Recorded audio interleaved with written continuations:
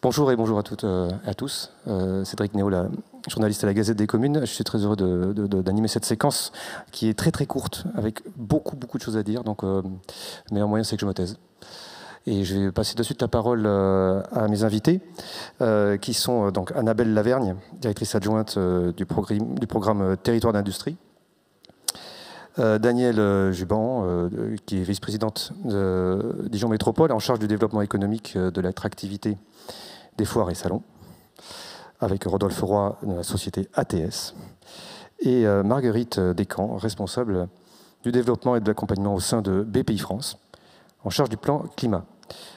Sans plus attendre, je vais vous demander, Annabelle Lavergne, de présenter la version 2 de Territoire d'Industrie dont la carte a été divulguée le 9 novembre, jeudi dernier, et qui donne la part belle à des métropoles, mais aussi à plein d'autres territoires. Vous allez nous présenter ce nouveau dispositif. C'est à vous.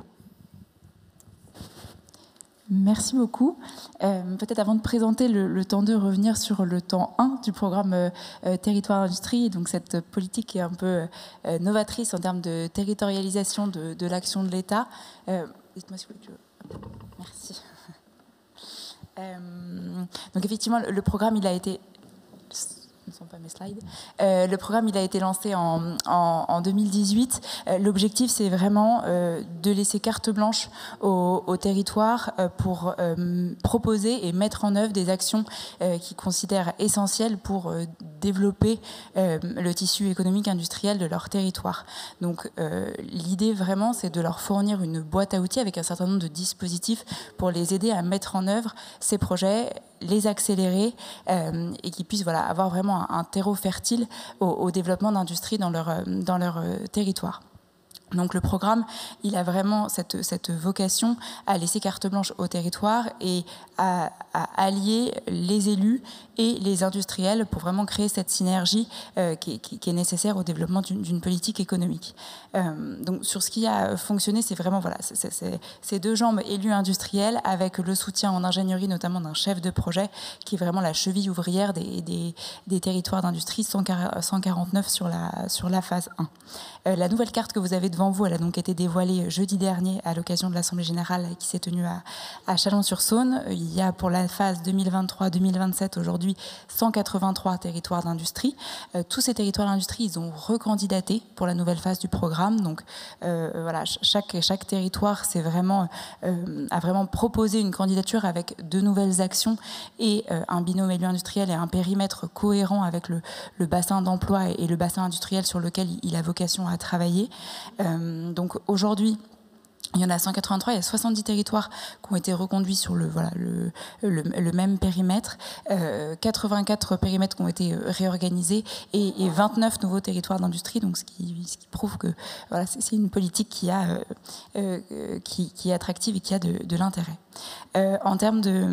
En termes de priorité pour le temps 2, nous, on a vu 4 grands axes qui sont ceux qui sont remontés dans la majorité des plans d'action. C'est donc les compétences, l'innovation, la transition écologique et énergétique et le foncier industriel. Mais nous, on n'a pas vocation à prioriser ou à juger les plans d'action des territoires. Il y a beaucoup d'autres actions qui traitent au logement des salariés, à l'attractivité internationale, à l'export, etc. C'est vraiment très large. On vous a mis là celles qui reviennent la plupart du temps et sur lesquelles nous, on a vocation à apporter un certain nombre d'outils, mais c'est vraiment très large. Donc cette offre de services pour le temps 2 du programme Territoire d'Industrie, elle a été calibrée autour de 3 grands axes. Le premier, j'en ai parlé rapidement, c'est une animation renforcée. Donc c'est la possibilité de pouvoir avoir un chef de projet dans tous les territoires d'industrie grâce à un cofinancement de l'État. Ces chefs de projet, ils sont généralement dans les services économiques des intercommunalités. Quand il y a plusieurs intercommunalités, soit il y a un consensus, soit ça peut être une structure extérieure qui porte le poste, par exemple une CCI ou l'association des industriels du territoire d'industrie, c'est assez variable. Là encore une fois, c'est un peu au territoire de décider. Une offre renforcée en ingénierie, vous le savez, la NCT propose un certain nombre de dispositifs d'ingénierie. L'objectif, c'est bien que les territoires qui mènent des projets complexes et de plus en plus complexes sur des sujets de transition écologique, énergétique, etc., puissent solliciter des prestataires extérieurs pour les aider dans des études d'opportunité, de faisabilité, accélérer la mise en œuvre de leur projet. Donc ça, là-dessus, il n'y a pas d'enveloppe préservée à chaque territoire. L'objectif, c'est bien que voilà, les territoires nous font remonter leurs besoins et nous, on essaye de voir autant que possible comment apporter l'ingénierie nécessaire en lien avec nos partenaires, Banque des territoires, ADEME, etc. Et le dernier point, c'est donc une enveloppe de 100 millions d'euros d'investissement qui sera dédiée aux territoires d'industrie pour soutenir les projets d'investissement industriel. C'est une enveloppe qui est intégrée dans le fonds vert. Donc on soutiendra grâce à cette enveloppe des projets vraiment d'industrie verte, donc c'est-à-dire des filières donc vertes. Il y a, pour donner quelques exemples, ça peut être des filières d'agroalimentaire quand il y a des sujets qui touchent à la souveraineté alimentaire, des sujets d'économie circulaire, de bioéconomie, etc. La liste des filières sera détaillée dans le cahier des charges, mais voilà, l'objectif c'est bien d'encourager la reconstitution de chaînes de valeur dans les territoires et permettre la relocalisation d'un certain nombre de productions. Donc voilà, cette enveloppe, elle sera de 100 millions d'euros en 2024, et donc l'objectif c'est que chaque année cette enveloppe soit crantée dans le fonds vert. Je vous ai remis là le lien vers Je me permets de vous interrompre. Les 100 millions, c'est quand même important parce que dans la première version, il n'y avait pas 100 millions consacrés à louer. Et je vous poserai peut-être, quand vous aurez fini votre présentation, la question comment les agences peuvent s'intercaler, peuvent se mettre dans le dispositif pour le rendre encore plus efficace. Tout à fait. Donc, sur la première question, effectivement, dans la première phase de territoire d'industrie, en 2018, il n'y avait pas de financement dédié. C'était vraiment une priorisation des différents dispositifs des opérateurs dans les territoires d'industrie. Ensuite, il y a eu France Relance avec un grand nombre de financements à la fois de l'État et avec un abondement d'un certain nombre de régions. Là, l'objectif, nous, ce qu'on a vraiment tenu, c'est que cette enveloppe, elle puisse accompagner des projets d'investissement industriel en complément et vraiment en parallèle de France 2030, qui apporte déjà un certain nombre de financements, mais sur des filières assez spécifiques. Et donc, l'objectif, c'était que chaque territoire d'industrie puisse aussi avoir un soutien à l'investissement, même si ces filières ne rentraient pas dans le cadre de France 2030. Et pour répondre à votre question sur comment s'en saisir, donc c'est une enveloppe qui est vraiment dédiée au territoire d'industrie. Donc nous, notre enjeu, c'est que grâce aussi aux chefs de projet et aux services de développement économique des intercommunalités, les projets d'intérêt et qui pourraient rentrer dans ce dispositif puissent être repérés, signalés, et ensuite ce sera un dispositif classique, ce sera opéré par l'ADEME, donc selon un appel à projet avec un guichet d'aide classique. Vous avez parlé tout à l'heure de chargé de mission. Donc, au sein des EPCI la plupart du temps, mais quand il n'y a pas d'accord, ça peut être des opérateurs extérieurs. Est-ce que les agences peuvent être ces opérateurs? Tout à fait. Ils peuvent porter le poste, ça reste. Il faut quand même un cofinancement des intercommunalités, mais le TP, on va dire, peut être rattaché à une structure telle qu'une agence de développement économique. Tout à fait. Effectivement, c'est très important de le préciser. Merci beaucoup. Donc, on a dit le territoire d'industrie, c'est la première fois qu'ils sont ouverts. C'est la deuxième édition en même temps, mais c'est la première fois qu'ils sont ouverts aux métropoles. Et Dijon Métropole en a de suite profité. Et ça s'est plutôt bien passé. Oui, bien sûr. Dijon Métropole a souhaité revoir son plan. Nous travaillions déjà avec le Creusot sur des opérations comme par exemple le CIMI. Nous avons les entreprises et mon collègue, puisque nous porterons ce projet en binôme, des entreprises qui sont implantées sur notre territoire et également donc sur le territoire du Creusot. Nous avons également, en ce qui concerne l'enseignement supérieur, des écoles sur les deux territoires, et donc ça nous a paru logique d'entrer dans ce financement. Alors justement, comment ça se concrétise dans cette... Je crois que ça c'est un gros territoire. Vous pouvez m'en dire peut-être un petit peu plus sur le territoire que ça représente? Oui, bonjour à tous. Oui, le territoire c'est 28 000 sous ton contrôle, c'est ça, 28 000 collaborateurs dans l'industrie. Donc c'est effectivement un des plus gros territoires, je pense, national qui regroupe autant de personnes. Bourgogne Industrie. Bourgogne Industrie. Voilà, ça se pilote comment, un paquebot pareil? ça va se piloter avec des moyens, forcément. Mais je voudrais juste rappeler, effectivement, pour donner un petit peu de sens à ce projet que j'ai soutenu effectivement depuis de nombreuses années. Il faut bien voir, juste pour faire un petit retour en arrière, que donc j'ai bénéficié en tant qu'entrepreneur, donc je dirige ATS Engineering au service de l'industrie justement. J'ai bénéficié lors de la phase 1, vu que mon entreprise est basée et au Creusot et à Dijon, j'ai bénéficié lors de la phase 1 du soutien de subvention France Relance Territoire d'Industrie, qui m'a permis justement de développer des labs innovation pour répondre aux grands enjeux de transformation de l'industrie. Je les rappelle, la quête de sens, l'attractivité, réindustrialisation, décarbonation, transformation digitale.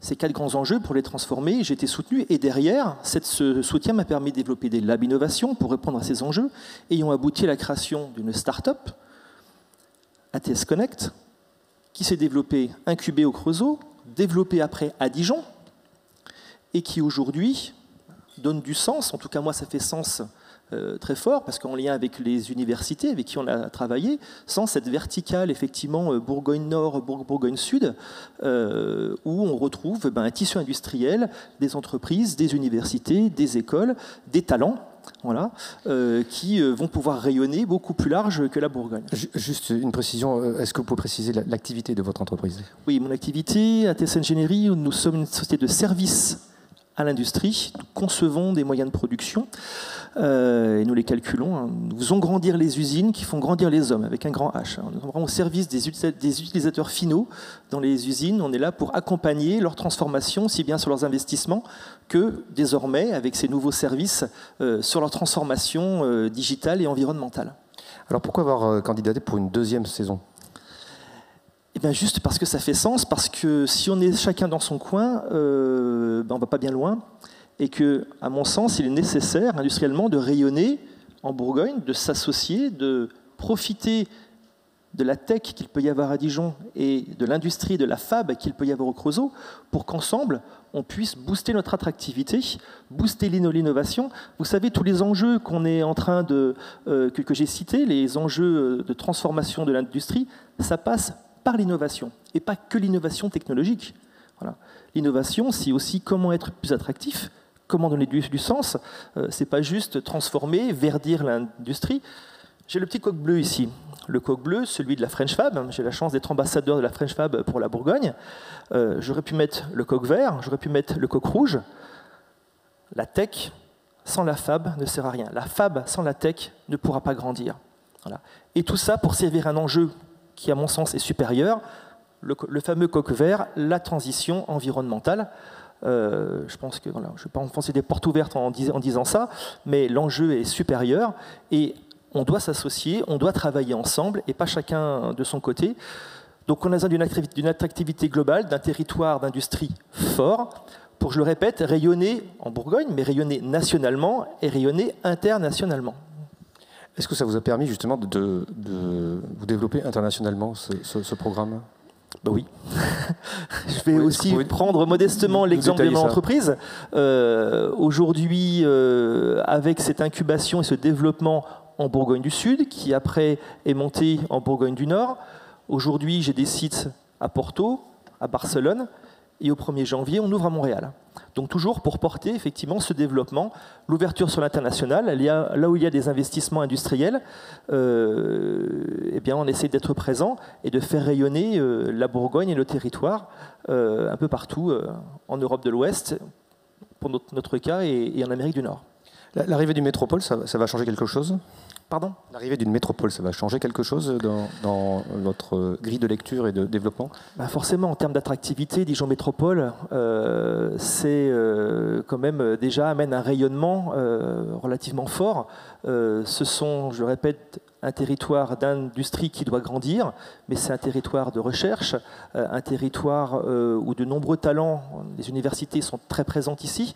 C'est un territoire qui doit aussi se renforcer au niveau industriel, et je pense que ça fait sens, ce lien avec tout ce que peut amener le Creusot. Je pense que les deux territoires ont besoin l'un des autres, et moi je le vois, enfin je le vis au quotidien, je dirais, dans mes entreprises, donc c'est vrai que ça fait sens, c'est presque naturel pour moi. Après, je pense que ça doit porter, à mon avis, une valeur supplémentaire pour l'ensemble des entreprises du territoire, de pouvoir se développer et profiter de toute l'animation qui va devoir être mise en place, hein, parce que demain, avec ces 100 millions d'euros répartis sur tous les territoires dans cette phase 2, l'idée c'est de financer aussi une animation pour pouvoir accélérer et développer ça. C'est la critique qui avait été faite pour la première version des territoires d'industrie, c'est de temps en temps, il y avait des territoires où l'animation n'avait pas vraiment pris. Est-ce que là, l'arrivée de la systématisation de chargé de mission peut changer les choses? Oui, c'est primordial. Sans animation, ça ne va pas être les chefs d'entreprise qui vont gérer ça ou les élus. C'est la clé. Pour moi, s'il n'y a pas une animation, c'est la base. S'il n'y a pas une animation avec des compétences destinées à pouvoir animer, porter des projets, pouvoir booster les réseaux, ça ne fonctionnera évidemment pas. Et je fais un appel à candidature, hein, puisque nous sommes déjà en recrutement pour 1 ou 2 animateurs. Donc si vous avez des CV, vous nous les adressez à la métropole et on va vite vous répondre. L'annonce est passée. C'est vrai que c'est une belle région, on peut y rester. Autre dispositif, BPI France. Alors, là, on a vu le territoire d'industrie. Il y a d'autres moyens mis au service des entreprises par l'État. C'est BPI France. Marguerite Descamps, est-ce que vous pouvez nous présenter son action? Oui, bonjour à tous. Rodolphe et Annabelle ont insisté sur l'enjeu que représentait aujourd'hui la transition environnementale et écologique, je dirais même plus la décarbonation. Donc aujourd'hui, je remercie Mathieu qui m'a proposé de venir vous représenter la boîte à outils que met à disposition BPI France des entreprises, donc pas forcément en direct des collectivités des métropoles, qu'on a co-construit en grande majorité pour des dispositifs avec l'ADEME pour appuyer les petites, moyennes et petites ETI dans leur transition environnementale et écologique. J'aime bien utiliser cette expression parce que c'est beaucoup plus large qu'uniquement la réduction de son impact et de son empreinte carbone. Aujourd'hui, cette boîte à outils, elle est constituée de différents outils. Tous ne sont pas payants. Ils sont aujourd'hui regroupés sur un continuum que vous pouvez voir, alors qui n'est pas forcément complètement lisible tel quel, mais quand même, au moins vous avez une vue 360 de tout ce qu'on propose, depuis la formation sensibilisation jusqu'à l'accélération. La formation sensibilisation, ça passe par 2 outils qui sont accessibles directement en ligne par les entreprises, qui sont gratuits sur BPI France Université en ligne, que sont le climatomètre, qui est un outil d'auto-évaluation qui permet en 15 minutes 32 questions de savoir quelle est votre maturité environnementale.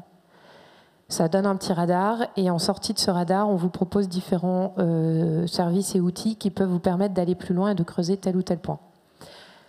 Vous savez que BPI France Université, en ligne, c'est aujourd'hui 20 000 dirigeants qui se sont formés directement sur notre site, notamment suite au Covid. Et là, vous y trouverez un certain nombre d'outils qui va permettre, avec un moteur clé qui est bien fait, de pouvoir se former sur des enjeux tels que l'éco-conception, l'économie circulaire, les lois environnementales, quelle opportunité pour mon business, mais bien d'autres sujets encore. Hein, et je suis à peu près certaine qu'on peut y trouver un webinaire où Rodolphe intervient, présente et explique et témoigne de son expérience en tant qu'un des accélérés BPI France. Deuxième grand volet de la boîte à outils que vous connaissez peut-être et que vous avez peut-être entendu parce que soit vous l'avez relayé, soit certains des entreprises que vous pouvez accompagner au quotidien sont venus vers vous. C'est ce qu'on appelle chez nous les Diag Action Climat qui ont été co-construits et qui sont cofinancés par l'ADEME. Ils ont vocation à répondre à 4 questions techniques, opérationnelles, pragmatiques que se pose aujourd'hui un dirigeant d'entreprise. Comment est-ce que je fais mon bilan carbone? Comment est-ce que je réduis ma facture d'énergie, d'eau, électricité, matière, déchets? Comment est-ce que je me mets en conformité avec le décret tertiaire? Et comment est-ce que je peux me lancer dans une démarche d'éco-conception? Ces diag actions, ils sont cofinancés par l'ADEME, donc les prix que vous voyez affichés ici sont les restes à charge entreprise et sont réalisés par des bureaux d'études qui ont été référencés par BPI France et l'ADEME sur des cahiers des charges techniques. Je fais moi aussi un appel. On recherche des bureaux d'études sur la Bourgogne-Franche-Comté, qui n'est pas la région la mieux servie, et du coup on est trop souvent amené à envoyer des bureaux d'études d'autres régions de France pour servir les entreprises. Je vais passer aussi ma pub. Donc ces 4 diag actions, ils ont été co-construits depuis environ 2019-2020. Aujourd'hui, c'est plus de 2000 entreprises accompagnées. Pour vous donner quelques ordres d'idées, c'est environ 600 diag écoflux par an, 1200 diag décarbo et une centaine de perfimo et d'éco-conception. Vous l'aurez compris, hein, les noms essayent de refléter en partie ce qu'on essaye d'adresser, le bilan carbone, les économies d'eau, énergie, matière, déchets, la mise en conformité avec le décret tertiaire et l'éco-conception. Ces produits ont été co-construits aussi avec des partenaires techniques que vous connaissez peut-être. Le pôle éco-conception n'est pas si loin de vous, puisqu'il est à Saint-Étienne. Le diag perfimo avec l'AT2E et le diag décarbonation avec l'Association pour la transition bas carbone.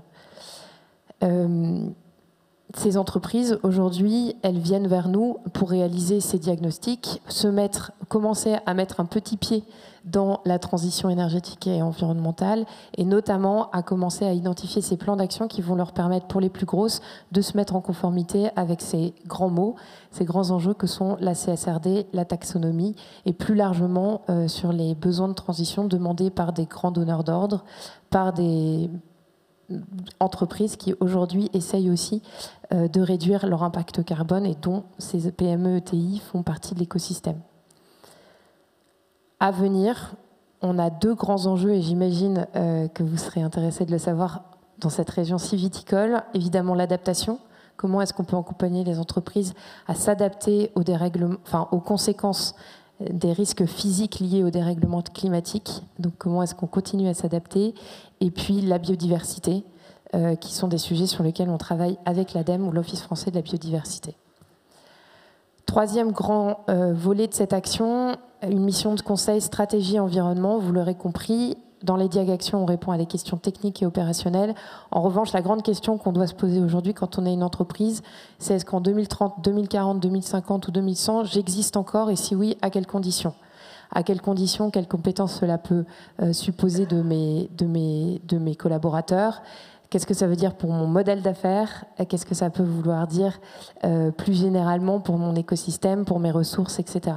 Donc aujourd'hui, on peut appuyer les entreprises dans l'identification, la création de ce plan d'action dit plus stratégique pour réfléchir plus largement à ces enjeux environnementaux au regard de son modèle d'affaires et de son activité. Enjeu très différent, mais que la NCT connaît un peu et que vous connaissez sûrement si vous êtes territoire d'industrie. On a décliné la même chose que le VTE, territoire d'industrie, sous forme de VTE vert. Donc là, c'est un dispositif un peu différent que les entreprises peuvent actionner. Vous savez que nos dirigeants d'entreprise sont très occupés et qu'il manque parfois d'un peu de temps disponible, et de temps de cerveau disponible et de bras pour réaliser certains plans d'action ou certaines actions qu'ils souhaitent mener. Et donc le VTE vert, c'est une aide pour les chefs d'entreprise à hauteur de 8 000 € par an pour positionner des nouvelles compétences sur des missions dites vertes. Donc ça, n'hésitez pas aussi à en parler. On en fait aussi la diffusion via les territoires d'industrie. Et enfin, et je termine, sur les accélérateurs. Donc, je pense que Rodolphe aurait pu en parler mieux que moi, puisqu'il parlait tout à l'heure de cet enjeu de travailler aussi en collectif, à la fois individuellement et collectivement, par filière, par territoire, mais aussi la région Bourgogne-Franche-Comté pourra en parler.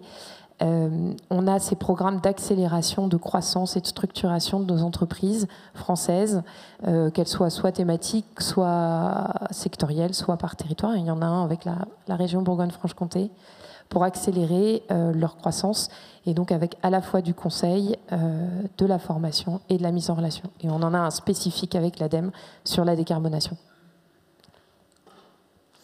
Très bien, merci beaucoup. On a vu les dispositifs qui sont à la disposition donc, des territoires, des agences, mais une fois n'est pas coutume, on va faire l'inverse. C'est-à-dire que ce n'est pas vous qui allez poser des questions, mais c'est moi qui vais vous poser une question en fait. J'aimerais savoir qui a eu recours ou qui a recours à BPI France, régulièrement ou pas. Est-ce que vous pouvez lever la main, ceux qui ont recours à BPI France? D'accord. Et ceux qui ont, on va être plus précis, ceux qui ont recours au dispositif d'accompagnement, tout ce qui a été présenté, entre autres.